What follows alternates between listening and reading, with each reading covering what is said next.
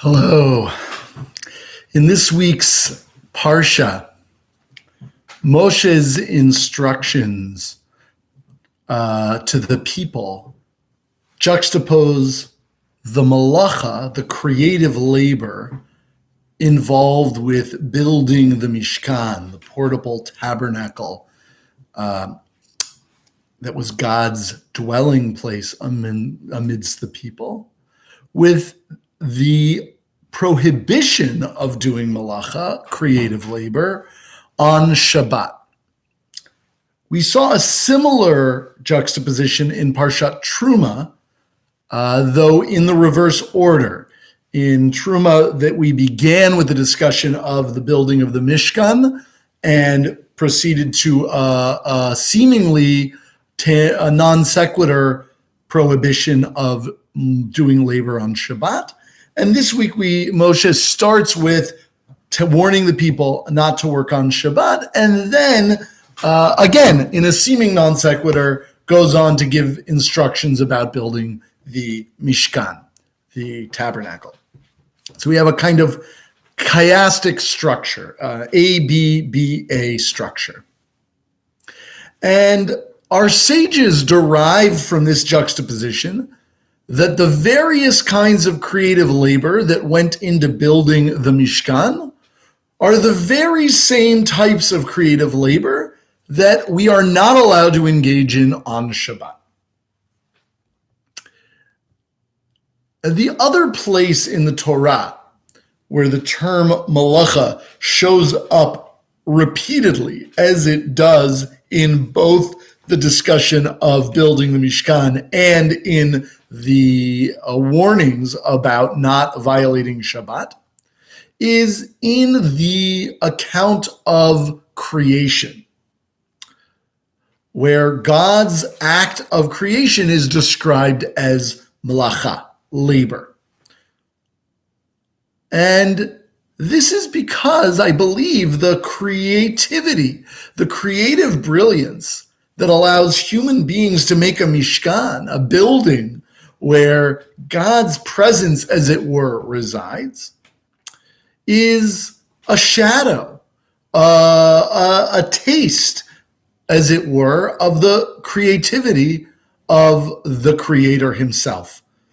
Our creativity and intelligence that allow us to make beautiful architecture are part of the divine image that we were each created with. And we stop exercising that creativity, that creative energy on Shabbat in imitation of God, who the Torah tells us rested on the seventh day. But why did God rest on the seventh day anyway? I mean, a person rests because they're tired. A person rests because you get bored of working. Did God rest on the seventh day because he was tired? Presumably not.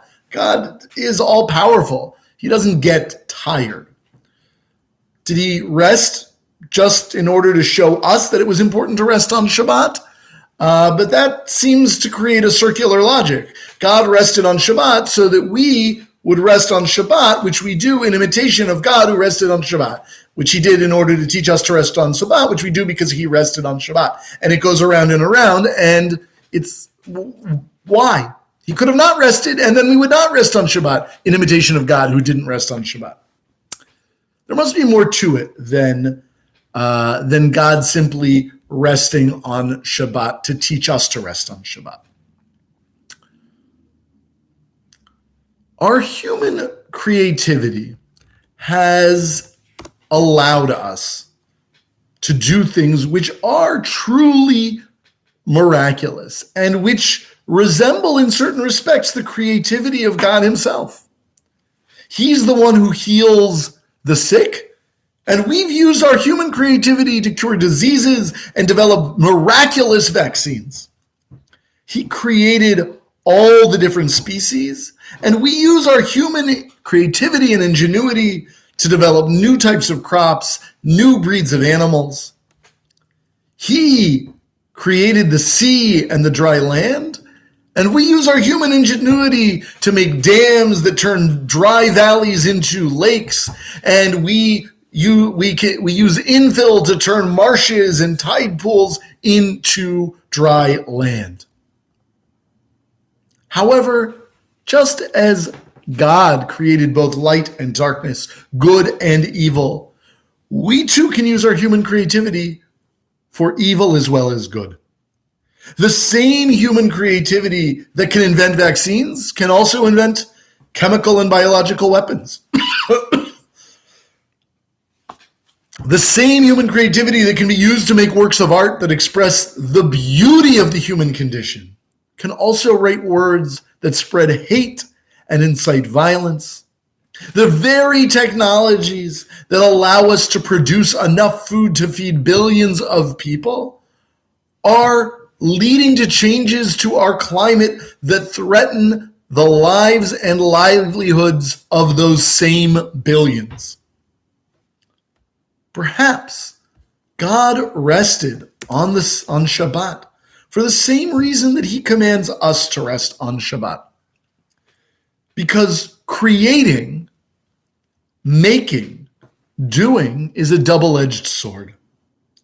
Just as his creative powers could easily destroy the universe if he allowed them to, so too our creative powers, though they are infinitely limited in comparison with his infinite ability, nonetheless, our limited powers are sufficient to destroy the little corner of creation which God has placed in our care, should we let them.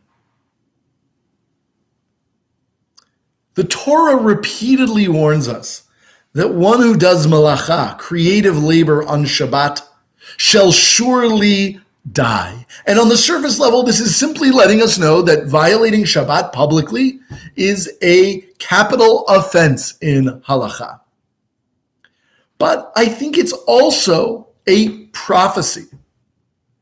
Anyone who continues to try to engineer and manipulate and apply the full power of human creativity without ever pausing to consider the impact of what they're doing, without learning to cease and exercise restraint, without respecting limits or boundaries or caring about the consequences of their actions, inevitably ends by bringing destruction upon themselves and others.